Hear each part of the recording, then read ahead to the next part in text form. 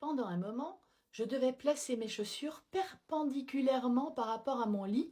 Autrement, Vampirella n'arrêtait pas de me dire que quelque chose de grave allait m'arriver. Je ne disais pas grave. Tu me faisais croire que j'allais peut-être mourir? Écoute, c'était important d'envisager toutes les possibilités. L'anxiété fonctionne parfois comme ça, avec ses tocs. On vérifie si le rideau est bien fermé, si la porte est bien fermée à clé. Des choses qui n'ont pas de sens en fait, et on le sait, on ne peut pas s'empêcher de les faire. Parce qu'autrement, une alarme se déclenche dans notre tête. Une alarme très sérieuse. Une alarme complètement inventée. Un soir, j'en ai eu marre. J'ai regardé mes chaussures et je me suis dit, mais logiquement, qu'est-ce qu'il va m'arriver si je ne passe pas mes chaussures correctement? Tu aurais pu mourir.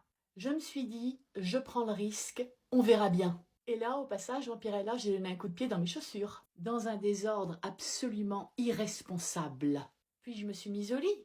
Là, je me sentais mais extrêmement mal. Mon cerveau n'arrêtait pas de me dire, il faut que tu te relèves et que tu replaces tes chaussures. C'est dingue. Enfin, ça paraît dingue. Il restait encore le temps de réparer. Je ne l'ai pas fait. J'ai fini par m'endormir. Et le lendemain matin, j'étais toujours vivante. C'était peut-être un simple report. Non, Vampirella. Le temps avait passé. Ce toc avait perdu de son pouvoir parce qu'il ne s'était rien passé. Je dis pas que tous les tocs vont passer en une soirée, bien que ce soit possible. Le premier pas, c'est d'accepter l'angoisse sans obéir au rituel. Donc maintenant, tu laisses traîner tes chaussures, seulement pour te contrarier.